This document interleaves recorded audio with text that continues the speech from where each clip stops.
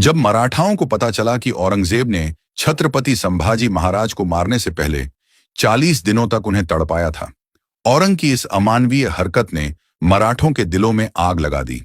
इसके बाद मराठा क्षेत्र के सभी राजाओं के आंतरिक मतभेद गायब हो गए और केवल एक ही लक्ष्य बचा, औरंगजेब और मुगलों का विनाश।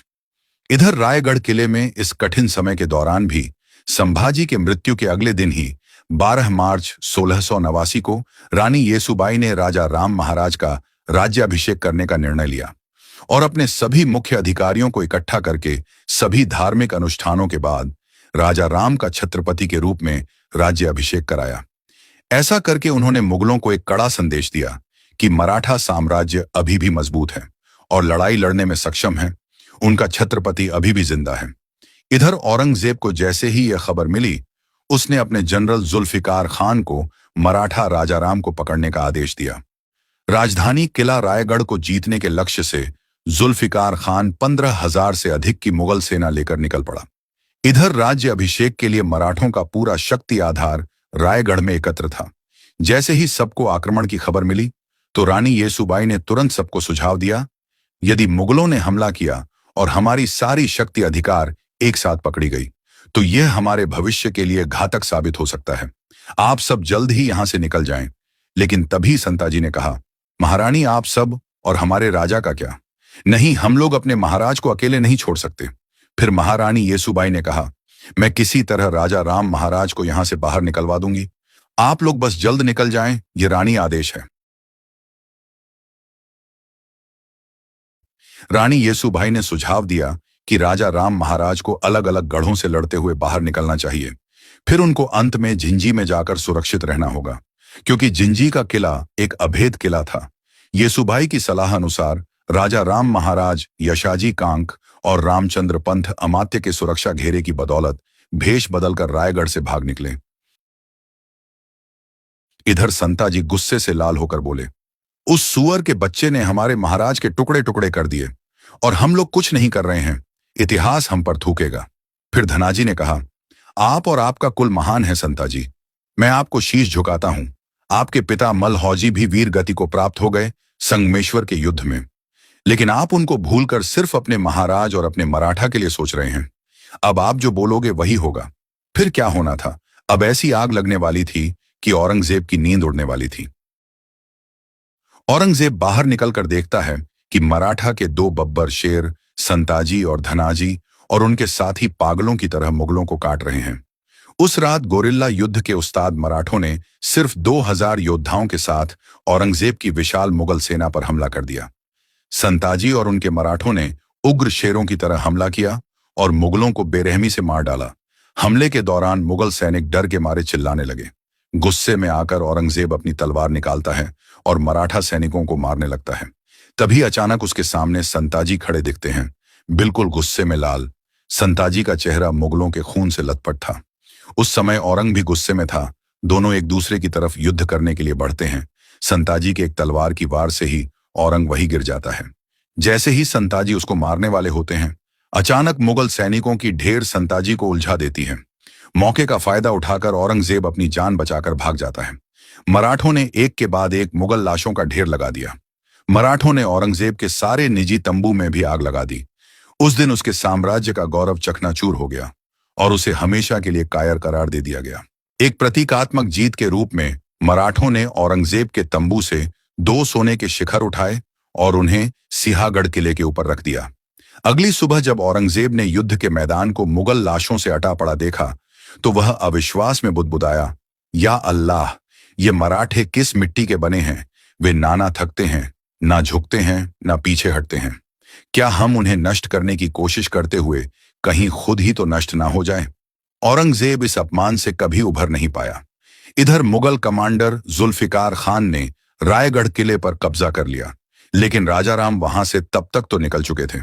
लेकिन मुगलों ने संभाजी राज्य की 2 माताओं, उनकी पत्नी येसुबाई और दादी छत्रपति शिवाजी महाराज की पत्नी सकबबाई के साथ उनके पुत्र शाहू जी को बंदी बना लिया। जुल्फिकार खान तुरंत सभी कैदी को औरंगजेब के पास ले गया। जैसे ही यह खबर संताजी को मिली, उन्होंने रायगढ़ किले पर हमला कर दिया। मराठों ने जुल्फिकार खान की सेना को काटकर रायगढ़ किले पर भी कत्लेआम मचा दिया और मुगलों का बेशकीमती खजाना, घोड़े और 5 हाथी अपने साथ पकड़कर पन्हाला लेकर आए। इस तरह कई गोरिल्ला युद्ध ने मुगल सेना का मनोबल तोड़कर रख दिया, क्योंकि मराठों को जब भी मौका मिलता वह मुगल सेना को चीर के रख देते। अब बारी मुकर्रम खान की थी, जिसने छत्रपति संभाजी महाराज को छल और धोखे से कैद किया था। औरंगजेब ने 50,000 रुपये इनाम देते हुए मुकर्रम खान को महाराष्ट्र के कोल्हापुर और कोकण प्रांत का सूबेदार नियुक्त कर दिया था। संताजी और उनके मराठों ने यह प्रण लिया कि चाहे कुछ भी हो जाए, पर उस मुकर्रम खान को जिंदा नहीं छोड़ना है। दूसरी ओर हमारे महाराज राजाराम प्रतापगढ़ से अब वे सज्जनगढ़, सतारा, वसंतगढ़ होते हुए पन्हाला किले तक पहुंचे। अब उन्हें यहां से रानी येसुबाई के कहे अनुसार झिंझी निकलना था। लेकिन औरंगजेब भी राजाराम को पकड़ने पर तुला हुआ था। चतुर औरंगजेब जानता था कि नव राज्य अभिषेक करने वाला राजा राम जान बचाने के लिए झिंझी ही जाएगा। उसने झिंझी जाने वाले सभी मार्गों पर कड़ी निगरानी रखने का आदेश दिया। उसने यह सुनिश्चित करने के लिए गोवा के पुर्तगाली वायसराय की मदद भी ली थी कि राजा राम समुद्र का मार्ग का उपयोग न कर पाए। इधर मराठा में आप कहे तो महाराज इन मुगलों को इसी पन्हाला में दफन कर दें। नहीं संताजी, हमारा कर्तव्य यह है कि महाराज को सुरक्षित झिंझी तक पहुंचाना होगा, क्योंकि फिलहाल रानी येसुबाई और शाहू जी मुगल के कब्जों में हैं। यह लक्ष्य बनाकर चलो, देर से ही सही, पर मुगल साम्राज्य का अंत हमारे ही हाथों होगा। पन्हाला पर मुगलों के आक्रमण की खबर मिलते ही राजा राम और उनके सहयोगी मराठा व्यापारियों के वेश में किले से भाग निकले। सूर्योदय तक वे लोग कृष्णा नदी के तट पर नृसिंहवाड़ी पहुंच गए। उन्होंने कृष्णा नदी पार की और दक्षिण की जाने के बजाय पूर्व के दक्कन की ओर जाने वाले रास्ते पर चल पड़े। क्योंकि मुगलों को बेवकूफ बनाना था, उन लोगों ने झिंझी जाने के लिए एक बार घूमकर फिर कृष्णा नदी पार करने की योजना बनाई। उन्होंने घुमावदार रास्ते का इस्तेमाल किया। महाराज की शिमोगा यात्रा गोकक सवा दटी नवलगुंड, अनेगरी लक्ष्मी शवर हावेरी और हिरे केरूर से होकर गुजरी। शिमोगा पहुंचने से पहले लक्ष्मेश्वर परगना से गुजरते समय वहां के मुगल अधिकारियों को उनकी यात्रा की भनक लग गई और वे अपनी सेना के साथ उनके दल का पीछा करने लगे। यहां उनका सामना वरदात नदी से हुआ। महाराज ने मालोजी घोरपड़े के भाइयों की मदद से इसे पार करके अपने पीछा करने वालों को चकमा दिया, लेकिन आगे बढ़ने पर उन्हें पता चला कि उनका मार्ग मुगल दुश्मन सेना ने रोक रखा है। ऐसी कठिन परिस्थिति में छत्रपति शिवाजी महाराज से प्रशिक्षित शक्तिशाली योद्धा संताजी जगताप और रूपाजी भोसले अपने राजा की रक्षा के लिए तैयार हो गए। शत्रु सेना को रोकने की जिम्मेदारी संताजी जगताप को सौंपकर राजाराम महाराज रूपाजी भोसले के साथ आगे बढ़ गए। एक सिपाही तेजी से दौड़कर आता है और कहता है, महाराज, भारी मुगल सेना हमारी ओर तेजी से बढ़ रही है। राजाराम महाराज तेजी से उठते हैं, चारों ओर देखते हैं। पास खड़े सेना नायक चिंतित हो उठते हैं। तभी घोड़ों की टाप की आवाज और तेज हो जाती है। महाराज, हमें तुरंत निकलना होगा। मुगल सेना हमें चारों तरफ से घेर रही है। इससे पहले कि मराठा सैनिक कुछ कर पाते, अब्दुल्ला खान की विशाल सेना चारों दिशाओं से हमला कर देती है।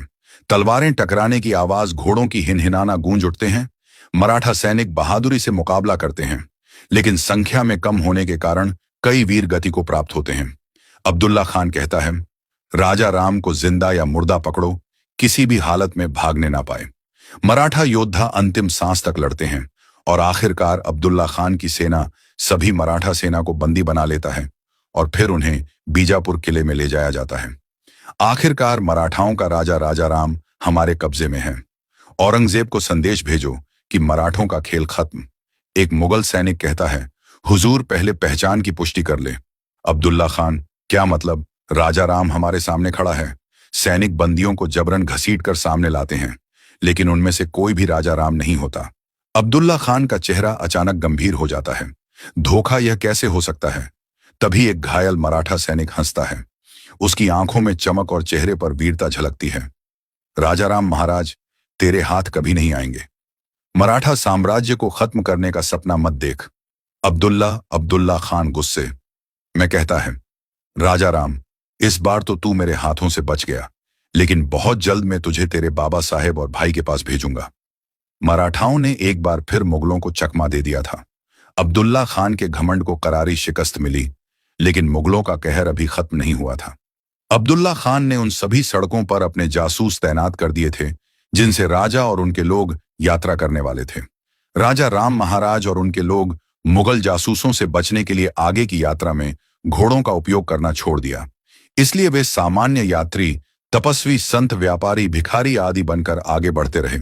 वे मुगल चौकियों से बचने में कामयाब रहे और मुगलों को चकमा देकर 300 किलोमीटर दूर बेंगलुरु पहुंच गए। वहां पहुंचते ही बेंगलोर में एक और घटना घटी जिसने मराठों के लिए खतरा खड़ा कर दिया। वहां का एक सहयोगी राजा राम महाराज के पैर धो रहा था और कुछ स्थानीय लोगों ने यह देखा। अब उस क्षेत्र में यह खबर फैल गई कि एक महत्वपूर्ण और उच्च पदस्थ मराठा आया है। देखते देखते यह खबर जंगल में भीषण आग की तरह फैल गई और स्थानीय मुगल थानेदार तक पहुंच गई। यह बात वहां पर स्थित खंडो बल्लाल को पता चल गया। उसने मराठों को सतर्क कर दिया। खंडो बल्लाल ने राजाराम महाराज से अनुरोध किया कि वे अपने अधिकारियों को इकट्ठा करें और दूसरे रास्तों से चले जाएं। मुगलों को भटकाने के लिए खंडो बल्लाल और कुछ अन्य लोग यहीं रुक गए। जब थानेदार पूछताछ करने आया तो उसने पाया कि महाराज वहां है ही नहीं।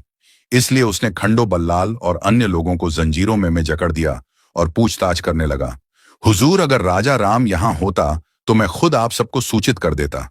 तुम्हें क्या पागल कुत्ते ने काटा है जो तू अपने राजा को अफसाएगा? बल्लाल ने कहा, राजा राम का परिवार मेरा भी दुश्मन है। उसके भाई शंभू राजे ने मेरे पिता बालाजी आवाजी को हाथी के पैरों से कुचलवा दिया था। मुझे भी उससे बदला लेना है। किसी तरह मुगलों की नजरों से बच बचाकर राजा राम महाराज और अन्य लोग घोड़े पर सवार होकर तकरीबन 35 दिन का सफर करते हुए आखिरकार झिंझी में प्रवेश कर गए। अब महाराज और उनके आदमियों के सामने एक और बाधा खड़ी थी। उनकी अपनी सौतेली बहन अंबिका बाई संभाजी की सगी बहन थी और राजा राम महाराज की सौतेली बहन। जब उन्हें राजा राम महाराज की किले का उपयोग करने की योजना के बारे में पता चला तो उन्होंने उनका विरोध करने का फैसला किया और युद्ध की तैयारी शुरू कर दी। हालांकि ना तो किले के लोग और ना ही उनके सलाहकार उनके पक्ष में थे। उनके मंत्रियों ने आपसी मतभेद भुलाने को कहा ताकि उनके पिता शिवाजी का सपना न टूटे। इसीलिए अंबिकाबाई को राजाराम महाराज के लिए झिंझी किले के द्वार खोलने पड़े। आखिरकार 15 नवंबर 1689 को राजा राम महाराज अपने दल के साथ झिंझी किले में पहुंच ही गए थे। इस तरह महाराज की इस यात्रा की गाथा समाप्त हुई। तुलापुर से भागा हुआ बादशाह बीजापुर में बैठा था। औरंगजेब अपने नक्शे पर झुका हुआ था। उसके सामने तमिलनाडु का झिंझक लाल घेरे में था। वह किला जहां अब मराठा प्रतिरोध की आखिरी उम्मीद राजाराम महाराज मौजूद थे। उसकी आंखों में वही जुनून था जो कभी शिवाजी और संभाजी को ध्वस्त करते समय था। लेकिन इस बार उसका लक्ष्य सिर्फ राजा नहीं बल्कि पूरे मराठा वंश को समाप्त करना था। मुकर्रर खान को संदेश भेजो, औरंगजेब ने भारी आवाज में बोला। सुल्तान के इस पुराने और भरोसेमंद सेनापति ने औरंग के आदेश को सलाम किया। मुकर्रर खान को आदेश मिलते ही उसने एक विशाल सेना तैयार की। हजारों मुगल सैनिक के साथ वह झिंझी की ओर कूच कर गया। कोंकण से निकलते ही यह सेना बेजोड़ रफ्तार से बढ़ती गई। जंगलों, नदियों और पहाड़ियों को पार करते हुए मुकर्रर खान लगभग 800 किलोमीटर का कठिन सफर तय कर चुका था। लेकिन उसे क्या पता था कि उसका यह इंतजार हमेशा के लिए शांत होने वाला था। मुकर्रर खान की सेना जैसे ही झिंझर कुछ दिन की दूरी पर पहुंची, अचानक हवा में शंख और रणसिंघा की गूंज उठी। दूर पहाड़ियों से उठता धूल का गुब्बार देखकर मुगल सैनिक सतर्क हो गए। यह कोई और नहीं था बल्कि यह मराठों की छापामार युद्ध नीति का प्रचंड प्रहरी थे। संताजी मां भवानी ने हमारी सुन ली। शिकार खुद शिकारी बनकर यहां पहुंचे हुए हैं। तो वो तू ही है संताजी, जिसका आतंक फैला हुआ है। याद है, एक आतंक और था, शभा, वह भी बहुत उछलता था, जिसको मैंने हमेशा के लिए शांत कर दिया।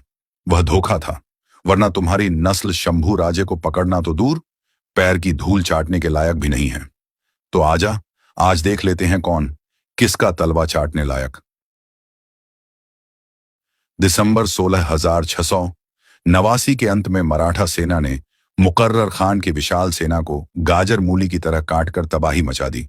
भयंकर युद्ध के दौरान संताजी घोरपड़े ने व्यक्तिगत रूप से मुकर्रर खान के साथ युद्ध किया। जब मुकर्रर संताजी का सामना नहीं कर पा रहा था तो वहां से भागने लगा। संताजी ने उसका पीछा किया। मुकर्रम खान, तुझे मैं मृत्यु के घाट नहीं उतारूंगा। जिस तरीके से तुमने हमारे महाराज को 40 दिन तड़पाया था, उसी दर्द को आज तू महसूस करेगा जब बच सकता है तो बच ले। मुकर्रर खान के घाव इतने गंभीर थे कि उसके बचे हुए सैनिक उसको उपचार के लिए ले जाने लगे, लेकिन मुकर्रर खान की वही दर्दनाक मौत हो गई। मुकर्रर खान की मौत के साथ मराठों ने छत्रपति संभाजी महाराज की शहादत का बदला लिया।